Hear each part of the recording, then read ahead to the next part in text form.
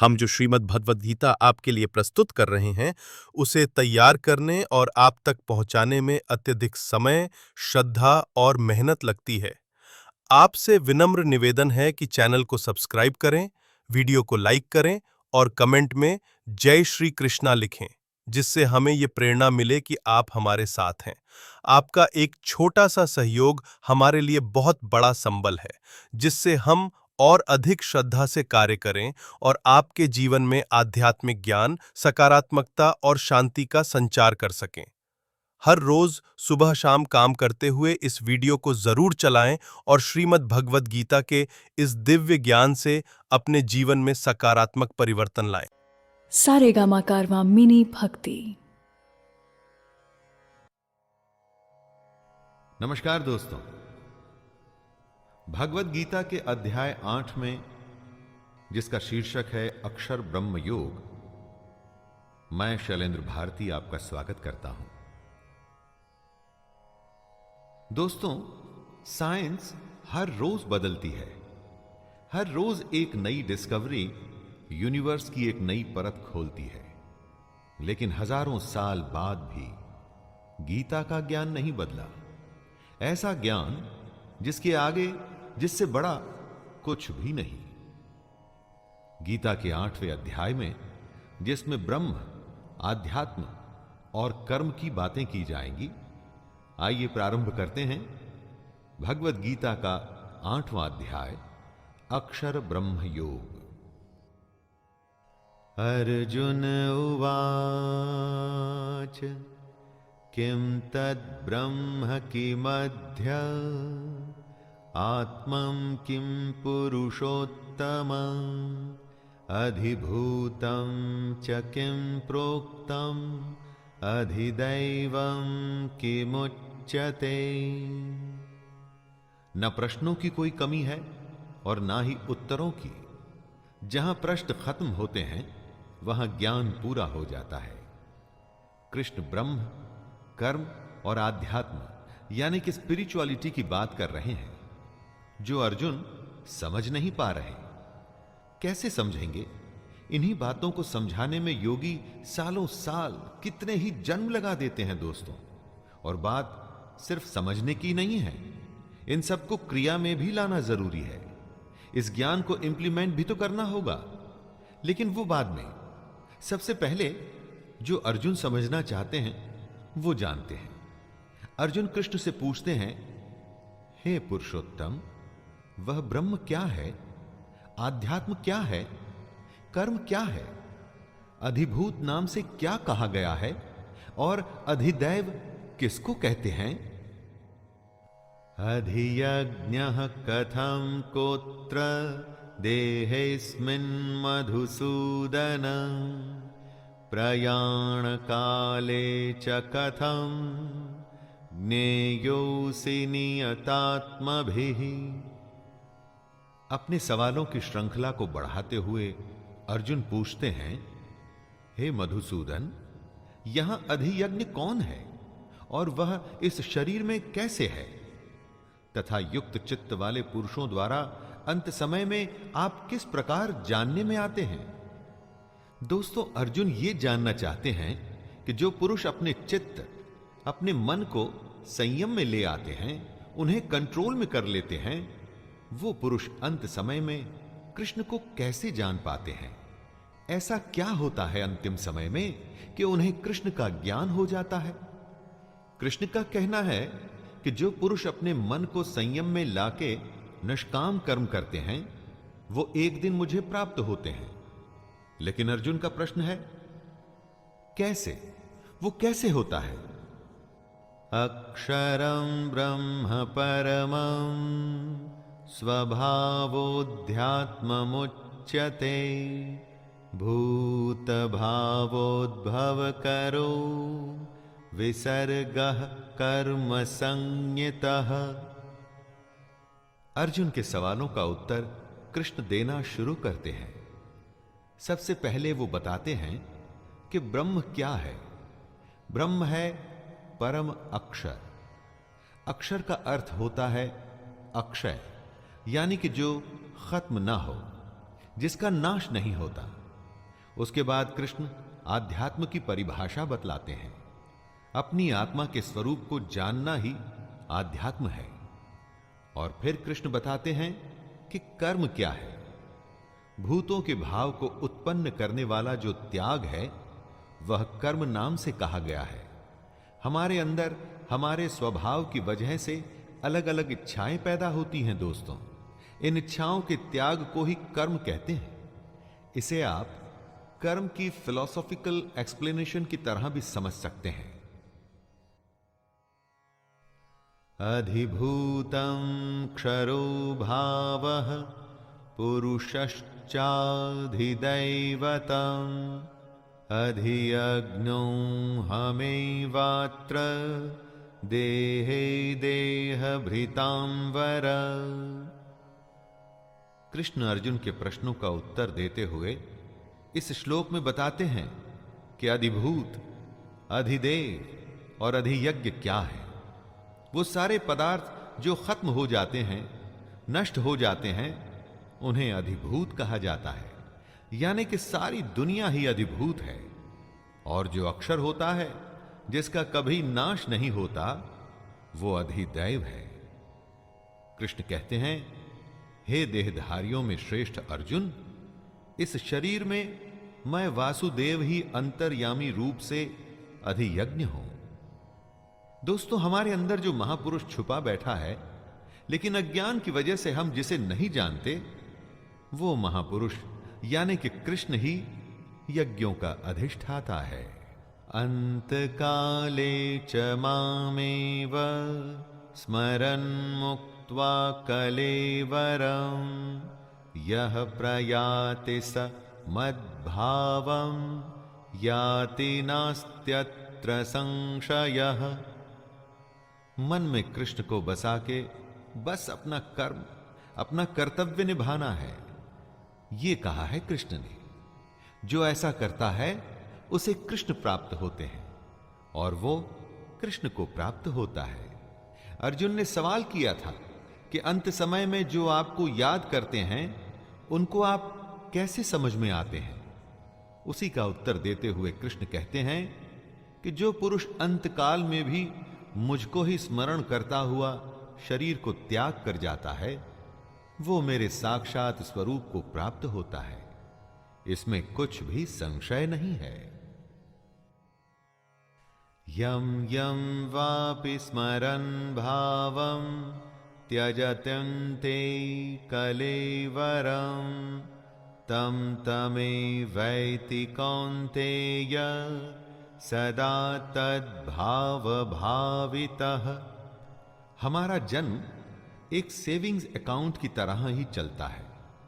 हमारे किए हुए कर्म अच्छे और बुरे दोनों ही उसमें जमा होते हैं और घटते भी रहते हैं।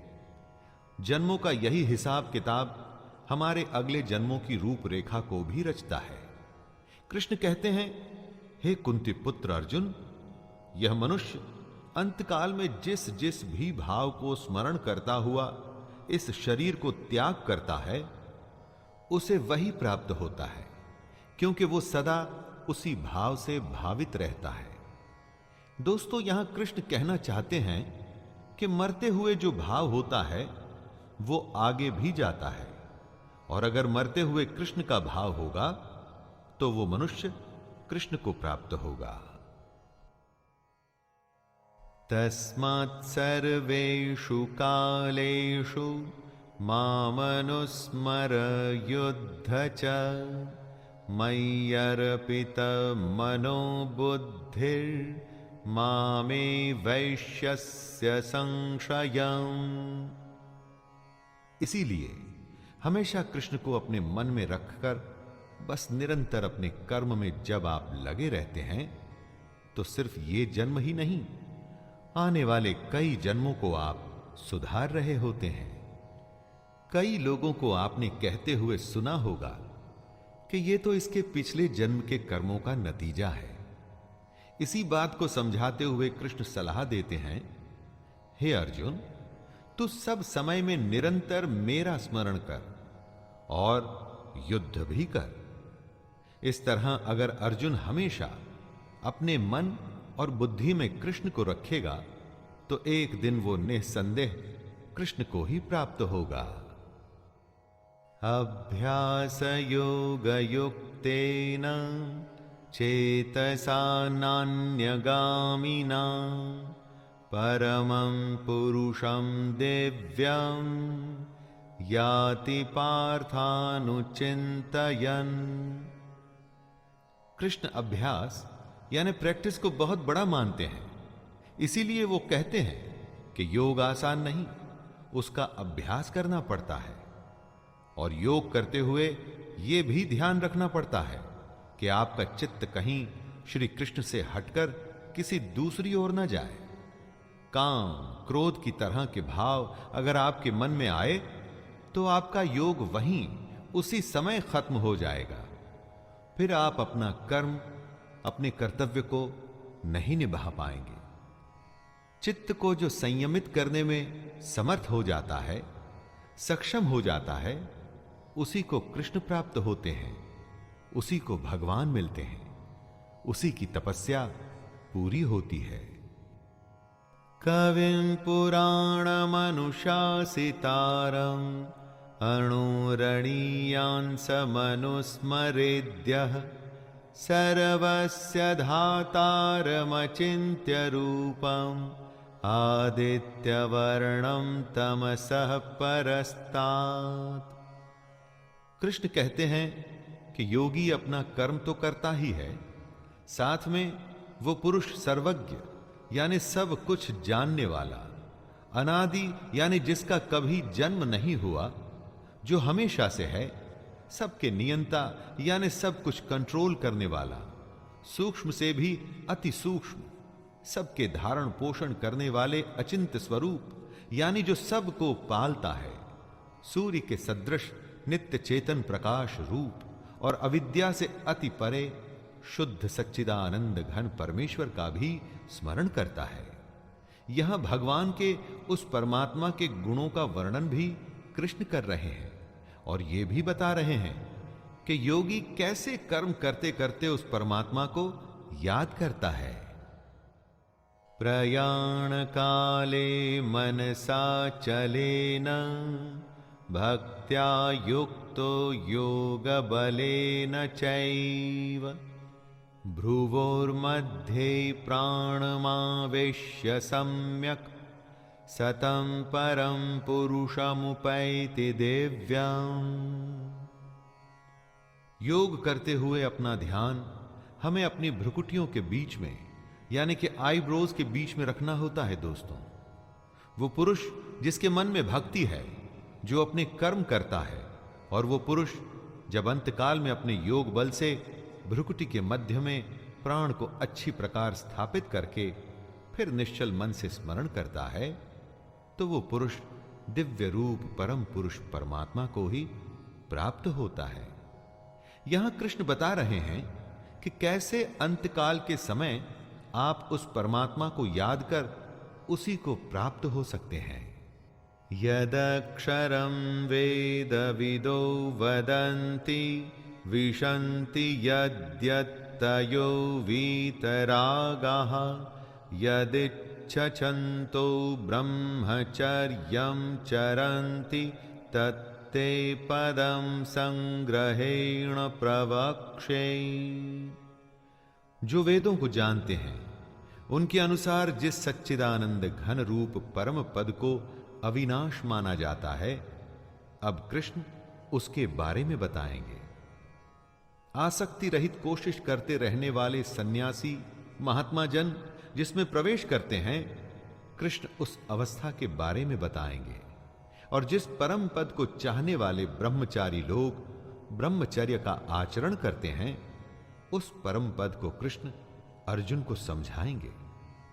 दोस्तों, बहुत बड़ी बड़ी डेजिग्नेशंस होती हैं लोगों की, लेकिन एक होता है सबसे बड़ा पट, जहां से भगवान तक पहुंचने का रास्ता खुल जाता है।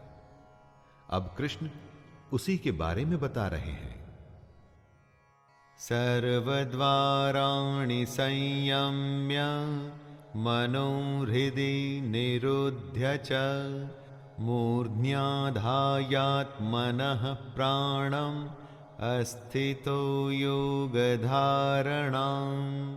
ओमित्येकाक्षरं ब्रह्म व्याहरन् मामनुस्मरन् यः प्रयाति त्यजन् देहं स याति परमां गतिम्।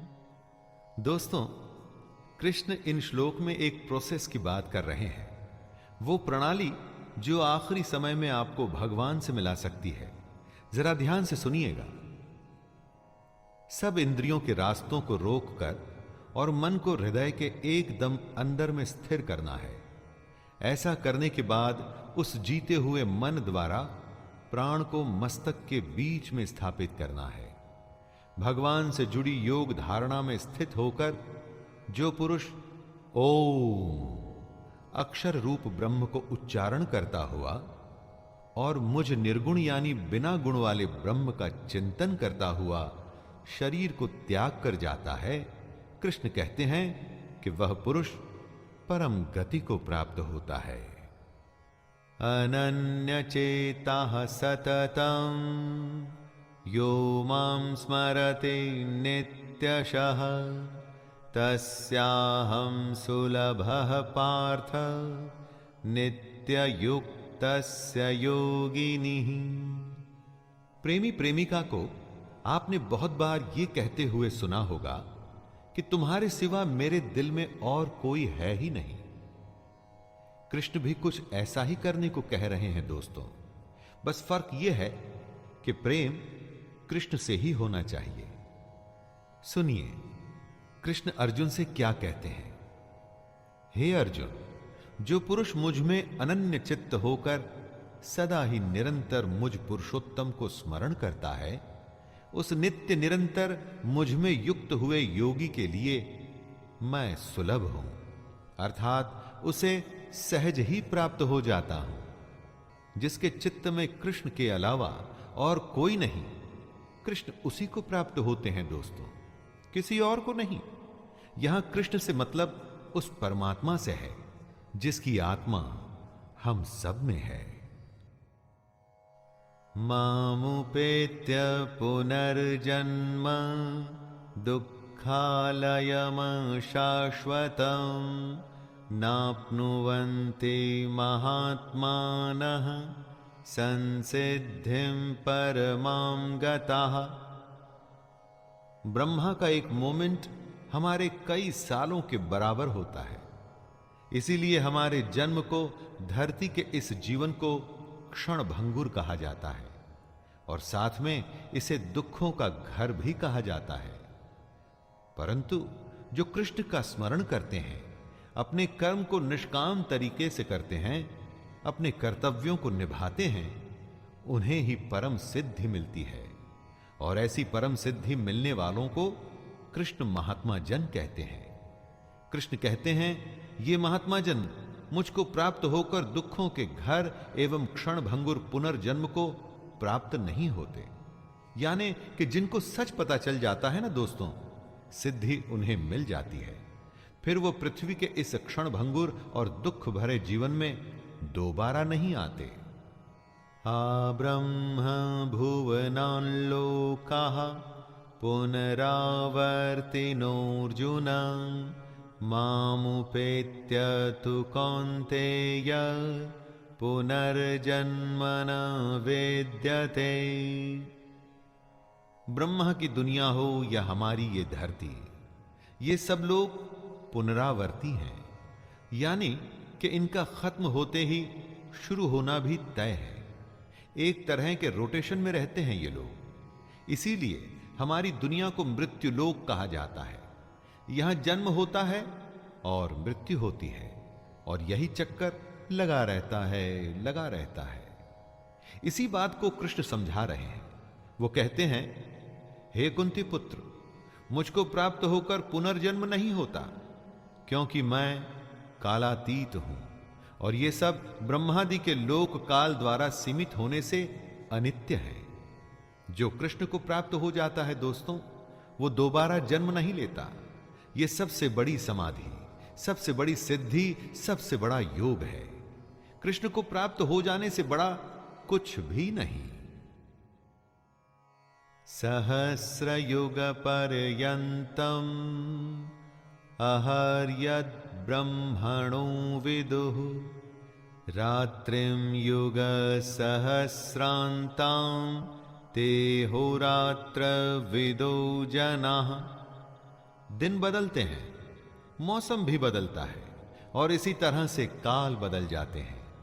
काल आते हैं, जाते हैं, और एक सिलसिला चलता रहता है। हमेशा का एक चक्कर है जिसमें हम सब फंसे हुए हैं। जिसमें हम सब फंसे हैं वो झूठ है। जो ज्ञान हमको हासिल करना है वही तो सत्य है। कृष्ण कहते हैं कि ब्रह्मा का जो एक दिन है उसको 1000 चतुर्युगी तक की अवधि वाला जानो, और रात को भी 1000 चतुर्युगी तक की अवधि वाला समझो। दोस्तों, हमारी और ब्रह्मा की दुनिया में समय का बहुत बड़ा फेर है, और इसी को काल कहते हैं। जो पुरुष इस बात को तत्व से जानते हैं वे योगी जन काल को समझते हैं। अव्यक्ताद्व्यक्तयः सर्वाः प्रभवन्त्यहरागमे रात्र्यागमे प्रलीयन्ते तत्रैवाव्यक्तसंज्ञके। जब ब्रह्मा का दिन शुरू होता है तो सारी दुनिया अस्तित्व में आ जाती है, और ब्रह्मा की रात होते ही वापस ब्रह्मा में विलीन हो जाती है। जब ब्रह्मा का दिन शुरू होता है तो हम सब अपनी अव्यक्त बुद्धि के साथ इस दुनिया में आ जाते हैं। अव्यक्त इसलिए कि ज्ञान हमारे अंदर छुपा है, उसे जगाना है, उसे जानना है। ब्रह्मा के दिन रहते रहते अगर इस समय में हमें विद्या ज्ञान हासिल हो जाता है तो हम इस जन्म मृत्यु के चक्कर से बच जाते हैं, वरना ब्रह्मा की रात आते ही दुनिया खत्म हो जाती है और हम ब्रह्मा में ही लीन हो जाते हैं। भूतग्रामः स एवायं भूत्वा भूत्वा प्रलीयते रात्र्यागमे वशः पार्थ प्रभवत्यहरागमे। ब्रह्मा के एक दिन का मतलब होता है 1000 युग, जो लगभग 4.32 अरब साल बनते हैं। बहुत कुछ सुना है हमने कि यह दुनिया कैसे लाखों साल पहले शुरू हुई। कहते हैं कि सूर्य भी अपना आधा जीवन बिता चुका है। तो ब्रह्मा की आंख खुलते ही दिन शुरू होता है और भूत समुदाय जन्म लेता है, यानी कि एक नया ब्रह्मांड जन्म लेता है, और फिर अरबों सालों के बाद प्रलय या किसी भी वजह से यह दुनिया खत्म हो जाती है और दोबारा बिग बैंग यानी कि ब्रह्मांड विस्फोटक से शुरुआत होती है, और यह क्रम निरंतर चलता रहता है। परस्तस्मात्तु भावोऽन्यो व्यक्तो व्यक्तात् सनातनः यः स सर्वेषु भूतेषु नश्यत्सु न विनश्यते। जब ये दुनिया अस्तित्व में आती है तो हमारी बुद्धि अव्यक्त अवस्था में रहती है, इंद्रियों से दिखाई नहीं पड़ती, इसलिए हमें जागृत होना पड़ता है। ज्ञान हासिल करने के लिए योग और कृष्ण का आसरा लेना पड़ता है, लेकिन इस अव्यक्त बुद्धि से भी परे जो है वो है सनातन अव्यक्त भाव। ये सनातन अव्यक्त भाव ही कृष्ण का धाम है। ये भाव भी हमारे अंदर ही छुपा होता है दोस्तों, बस हमें इसे जगाना होता है, इसे पहचानना होता है। ये भाव अविद्या में अचेत यानी कि अनकॉन्शियस होता है, और विद्या आ जाने से कॉन्शियस हो जाता है।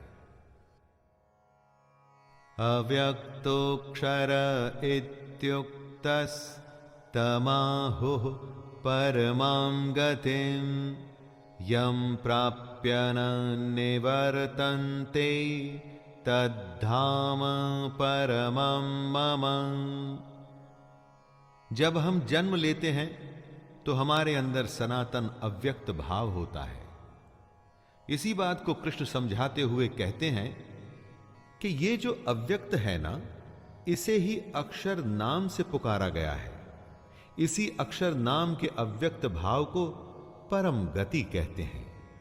हे अर्जुन, इसी सनातन अव्यक्त भाव को प्राप्त होकर मनुष्य वापस नहीं आते, वही मेरा परम धाम है। दोस्तों, अपने अंदर इसी छुपी हुई भावना को पहचानना होता है। योग का जब हम अभ्यास करते हैं, ध्यान लगाते हैं, अपने कर्मों को निष्काम होके करते हैं, तो वो सब इसी भाव की पहचान के लिए करते हैं। इसको यदि हम आसान शब्दों में कहें तो ये कि अपने अंदर छुपे हुए कृष्ण को पहचानिए।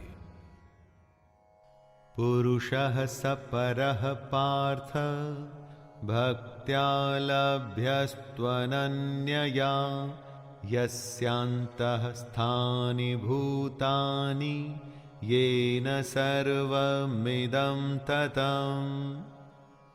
ये जो पूरी दुनिया है, सारे भूत हैं, जितने भी जीव और निर्जीव हैं, ये सारे उसी परमात्मा में से आए हैं। जो भी हमको दिखता है, ये उसी परमात्मा का ही रिफ्लेक्शन है। और अगर ऐसे परमात्मा को हासिल करना है तो सिर्फ अनन्य भक्ति से ही हो सकता है। अनन्य भक्ति यानी कि ऐसी भक्ति जिसमें आपके श्रद्धेय के सिवा आपके मन में, आपके चित्त में और कोई नहीं हो। कृष्ण ऐसे परमात्मा को पाने का रास्ता बताते हुए कहते हैं कि आपकी भक्ति लगातार और सच्ची होनी चाहिए। जीवन में कोई भी ध्येय अगर पूरा करना है तो उसके लिए भी तो यही रास्ता है दोस्तों, लगातार और सच्ची लगन। यत्र काले त्वनावृत्तिम् आवृत्तिं चैव योगिनः प्रयाता यान्ति तं कालं वक्ष्यामि भरतर्षभ। जिनको इस जन्म में ज्ञान हासिल हो जाता है, जो अपने अंदर के परमात्मा को पहचान जाते हैं, उनका पुनर्जन्म नहीं होता। दोस्तों, लेकिन जो ऐसा नहीं कर पाते, उनका फिर से बार बार जन्म होता रहता है। हम किस समय अपनी देह को त्याग रहे होते हैं, उसका भी बहुत बड़ा महत्व है। इसी समय, काल और मार्ग को समझाते हुए कृष्ण हमें बता रहे हैं कि शरीर का त्याग करते हुए किन किन बातों का ख्याल रखना चाहिए। आपको याद होगा कि कैसे भीष्म पितामह बाणों की सेज पर लेटे रहे और सही समय आने पर ही उन्होंने अपने शरीर का त्याग किया था। अग्निर्ज्योतिरः शुक्लः षण्मासा उत्तरायणं तत्र प्रयाता गच्छन्ति ब्रह्म ब्रह्मं विदो जनाः। कृष्ण अगर जीने का ज्ञान देंगे तो क्या मरने का ज्ञान नहीं देंगे? इस श्लोक में वे यही बता रहे हैं। कौन सा समय मरने के लिए अनुकूल है? जिस काल में सूर्य चमक रहा हो, ज्योतिर्मय अग्नि जल रही हो, शुक्ल पक्ष का चांद बढ़ रहा हो, उत्तरायण का सुंदर आकाश हो, ऐसे काल में देह त्यागने वाले को ब्रह्म मिलता है। जो ऐसे समय में अपनी देह त्यागते हैं, मृत्यु को प्राप्त होते हैं, उनका पुनर्जन्म नहीं होता। दिन रोशनी, ज्ञान और विद्या का प्रतीक है। शुक्ल पक्ष निर्मलता से जुड़ा हुआ है। अग्नि को ब्रह्म तेज का प्रतीक माना गया है। धूमो रात्रिस्तथा कृष्ण। हम जो श्रीमद् भगवद गीता आपके लिए प्रस्तुत कर रहे हैं, उसे तैयार करने और आप तक पहुंचाने में अत्यधिक समय, श्रद्धा और मेहनत लगती है। आपसे विनम्र निवेदन है कि चैनल को सब्सक्राइब करें, वीडियो को लाइक करें और कमेंट में जय श्री कृष्णा लिखें। जिससे हमें ये प्रेरणा मिले कि आप हमारे साथ हैं। आपका एक छोटा सा सहयोग हमारे लिए बहुत बड़ा संबल है, जिससे हम और अधिक श्रद्धा से कार्य करें और आपके जीवन में आध्यात्मिक ज्ञान, सकारात्मकता और शांति का संचार कर सकें। हर रोज सुबह शाम काम करते हुए इस वीडियो को जरूर चलाएं और श्रीमद् भगवद गीता के इस दिव्य ज्ञान से अपने जीवन में सकारात्मक परिवर्तन लाएं। हर बार जब आप वीडियो देखें, बस एक बार जय श्री कृष्णा कमेंट जरूर करें। यही हमारे और आपके बीच का आध्यात्मिक बंधन है। लीन हो जाते हैं। भूतग्रामः स एवायं भूत्वा भूत्वा प्रलीयते रात्र्यागमे वशः पार्थ प्रभवत्यहरागमे। ब्रह्मा के एक दिन का मतलब होता है 1000 युग, जो लगभग 4.32 अरब साल बनते हैं। बहुत कुछ सुना है हमने कि यह दुनिया कैसे लाखों साल पहले शुरू हुई। कहते हैं कि सूर्य भी अपना आधा जीवन बिता चुका है। तो ब्रह्मा की आंख खुलते ही दिन शुरू होता है और भूत समुदाय जन्म लेता है, यानी कि एक नया ब्रह्मांड जन्म लेता है। और फिर अरबों सालों के बाद प्रलय या किसी भी वजह से यह दुनिया खत्म हो जाती है और दोबारा बिग बैंग यानी कि ब्रह्मांड विस्फोटक से शुरुआत होती है और यह क्रम निरंतर चलता रहता है। परस्तस्मात्तु भावोऽन्यो व्यक्तो व्यक्तात् सनातनः यः स सर्वेषु भूतेषु नश्यत्सु न विनश्यते। जब ये दुनिया अस्तित्व में आती है तो हमारी बुद्धि अव्यक्त अवस्था में रहती है, इंद्रियों से दिखाई नहीं पड़ती, इसलिए हमें जागृत होना पड़ता है। ज्ञान हासिल करने के लिए योग और कृष्ण का आसरा लेना पड़ता है। लेकिन इस अव्यक्त बुद्धि से भी परे जो है वो है सनातन अव्यक्त भाव। ये सनातन अव्यक्त भाव ही कृष्ण का धाम है। ये भाव भी हमारे अंदर ही छुपा होता है दोस्तों, बस हमें इसे जगाना होता है, इसे पहचानना होता है। ये भाव अविद्या में अचेत यानी कि अनकॉन्शियस होता है और विद्या आ जाने से कॉन्शियस हो जाता है। अव्यक्तोऽक्षर इत्युक्तस्तमाहुः परमां गतिं यं प्राप्य न निवर्तन्ते तद्धाम परमं मम। जब हम जन्म लेते हैं तो हमारे अंदर सनातन अव्यक्त भाव होता है। इसी बात को कृष्ण समझाते हुए कहते हैं कि ये जो अव्यक्त है ना, इसे ही अक्षर नाम से पुकारा गया है। इसी अक्षर नाम के अव्यक्त भाव को परम गति कहते हैं। हे अर्जुन, इसी सनातन अव्यक्त भाव को प्राप्त होकर मनुष्य वापस नहीं आते, वही मेरा परम धाम है। दोस्तों, अपने अंदर इसी छुपी हुई भावना को पहचानना होता है। योग का जब हम अभ्यास करते हैं, ध्यान लगाते हैं, अपने कर्मों को निष्काम होके करते हैं, तो वो सब इसी भाव की पहचान के लिए करते हैं। इसको यदि हम आसान शब्दों में कहें तो ये कि अपने अंदर छुपे हुए कृष्ण को पहचानिए। पुरुषः स परः पार्थ भक्त्या लभ्यस्त्वनन्यया यस्यान्तः स्थानि भूतानि येन सर्वमिदं ततम्। ये जो पूरी दुनिया है, सारे भूत हैं, जितने भी जीव और निर्जीव हैं, ये सारे उसी परमात्मा में से आए हैं। जो भी हमको दिखता है ये उसी परमात्मा का ही रिफ्लेक्शन है। और अगर ऐसे परमात्मा को हासिल करना है तो सिर्फ अनन्य भक्ति से ही हो सकता है। अनन्य भक्ति यानी कि ऐसी भक्ति जिसमें आपके श्रद्धेय के सिवा आपके मन में, आपके चित्त में और कोई नहीं हो। कृष्ण ऐसे परमात्मा को पाने का रास्ता बताते हुए कहते हैं कि आपकी भक्ति लगातार और सच्ची होनी चाहिए। जीवन में कोई भी ध्येय अगर पूरा करना है तो उसके लिए भी तो यही रास्ता है दोस्तों, लगातार और सच्ची लगन। यत्र काले त्वनावत्तिम आवृत्तिम चैव योगिनः प्रयाता यान्ति तं कालं वक्ष्यामि भरतर्षभ। जिनको इस जन्म में ज्ञान हासिल हो जाता है, जो अपने अंदर के परमात्मा को पहचान जाते हैं, उनका पुनर्जन्म नहीं होता दोस्तों। लेकिन जो ऐसा नहीं कर पाते, उनका फिर से बार बार जन्म होता रहता है। हम किस समय अपनी देह को त्याग रहे होते हैं, उसका भी बहुत बड़ा महत्व है।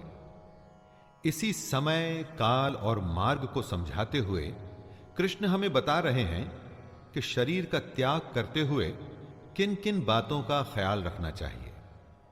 आपको याद होगा कि कैसे भीष्म पितामह बाणों की सेज पर लेटे रहे और सही समय आने पर ही उन्होंने अपने शरीर का त्याग किया था। अग्निर्ज्योतिरः शुक्लः क्षणमासा उत्तरायणं तत्र प्रयाता गच्छन्ति ब्रह्म ब्रह्मं विदो जनाः। कृष्ण अगर जीने का ज्ञान देंगे तो क्या मरने का ज्ञान नहीं देंगे? इस श्लोक में वे यही बता रहे हैं कौन सा समय मरने के लिए अनुकूल है। जिस काल में सूर्य चमक रहा हो, ज्योतिर्मय अग्नि जल रही हो, शुक्ल पक्ष का चांद बढ़ रहा हो, उत्तरायण का सुंदर आकाश हो, ऐसे काल में देह त्यागने वाले को ब्रह्म मिलता है। जो ऐसे समय में अपनी देह त्यागते हैं, मृत्यु को प्राप्त होते हैं, उनका पुनर्जन्म नहीं होता। दिन रोशनी, ज्ञान और विद्या का प्रतीक है। शुक्ल पक्ष निर्मलता से जुड़ा हुआ है। अग्नि को ब्रह्म तेज का प्रतीक माना गया है। धूमो रात्रिस्तथा कृष्ण क्षणमासा दक्षिणायनं तत्र चांद्रमसं ज्योतिर्योगी प्राप्य निवर्तते। कृष्ण जीने के साथ साथ मरने का भी सलीका सिखा रहे हैं।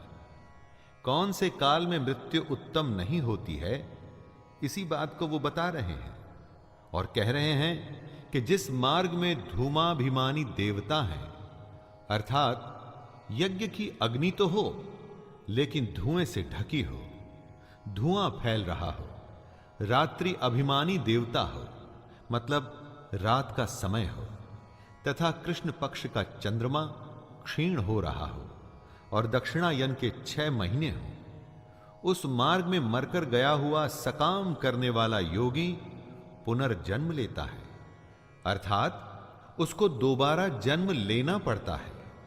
वो योगी जन्म मरण के चक्कर से मुक्त नहीं हो पाया है। शुक्ल कृष्णे गति हेते जगतः शाश्वते मते एकया यात्यनावृत्ति मन्यया वर्तते पुनः। जगत के ये 2 प्रकार हैं, शुक्ल और कृष्ण। एक में चंद्रमा बढ़ता है और दूसरे में घटता है। शुक्ल पक्ष में गया हुआ योगी फिर नहीं आता, उसे वापस नहीं लौटना पड़ता, उसको परम गति प्राप्त होती है। और कृष्ण पक्ष में जब कालिमा हो और प्रकाश क्षीण हो, ऐसे समय में गया हुआ योगी वापस आता है, अर्थात जन्म मृत्यु को प्राप्त होता है। जब तक योगी को पूर्ण प्रकाश न मिले, तब तक उसे भजन करना है। योगी सही समय पर ही प्राण त्याग सकता है। अगर समय सही नहीं तो उसको इंतजार करना होगा। नैते श्रुति पार्थ जानन योगी मुह्यति कश्चन तस्मात् सर्वेषु कालेषु योगयुक्तो भवार्जुन। मृत्यु के सही समय को समझाते हुए कृष्ण कहते हैं, हे पार्थ, इस प्रकार इन दोनों मार्गों को तत्व से जानकर कोई भी योगी मोहित नहीं होता, क्योंकि योगी जानता है कि अगर उसे पूर्ण प्रकाश मिला तो ब्रह्म प्राप्त होगा, क्षीण प्रकाश में वो दोबारा आएगा। दोनों ही गतियां शाश्वत हैं, यानी हमेशा के लिए। इस कारण हे अर्जुन, तू सब काल में समबुद्धि रूप से योग से युक्त हो, अर्थात निरंतर मेरी प्राप्ति के लिए साधन करने वाला हो। ये सब जानते हुए योगी के पास योग करने के अलावा और कोई उपाय नहीं रह जाता दोस्तों। इसलिए उसे धीर हो बस अपने अभ्यास में लगे रहना चाहिए। वेदेषु यज्ञेषु तपः शुचैव दानेषु यत् पुण्यफलं प्रदिष्टम् अत्येतत्सर्वमिदं विदित्वा योगी परं स्थानमुपैति चाद्यम्। वेद, यज्ञ, तप और दान महाकर्म होते हैं, इनके बहुत बड़े पुण्य मिलते हैं। लेकिन कृष्ण कहते हैं कि जो योगी पुरुष इस रहस्य के तत्व को जान जाते हैं, वो वेदों के पढ़ने तथा यज्ञ, तप और दानादि के करने में जो पुण्य फल कहा जाता है, उन सब से भी आगे निकल जाते हैं और सनातन परम पद को प्राप्त होते हैं। जो परमात्मा के रहस्य को समझ गया, असली तत्व को जान गया ना दोस्तों, तो उसके लिए वेद पढ़ने की कोई आवश्यकता नहीं। यज्ञ भी उसी परमात्मा से जुड़ने का एक नियम है। लेकिन जिस योगी को परम तत्व ही मिल गया, तो वो तो वैसे ही परमात्मा से मिल गया, इसलिए उसे यज्ञ या दूसरे अनुष्ठानों की भी जरूरत नहीं। सबसे बड़ा योगी सबसे बड़े रहस्य को जान जाता है। तो दोस्तों, ये था कृष्ण की भगवत गीता का 8वां अध्याय।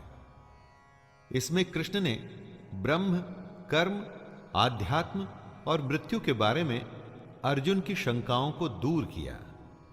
शंकाएं सिर्फ अर्जुन की ही नहीं है दोस्तों, हम सबकी दूर हो रही हैं, है ना? तो आइए 8वें अध्याय को यहीं पर विराम देता हूं और मैं शैलेंद्र भारती आपसे वादा करता हूं कि 9वें अध्याय में फिर से मुलाकात होगी। तब तक के लिए जय श्री कृष्ण।